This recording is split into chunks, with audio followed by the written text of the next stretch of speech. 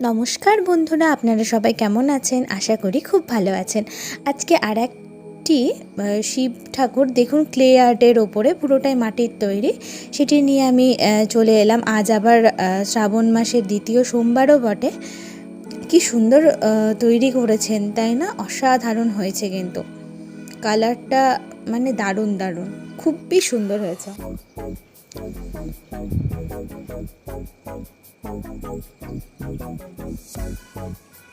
দেখুন কি সুন্দরভাবে তৈরি করেছে, মুখটা অপূর্ব যেন দেখতে হয়েছে।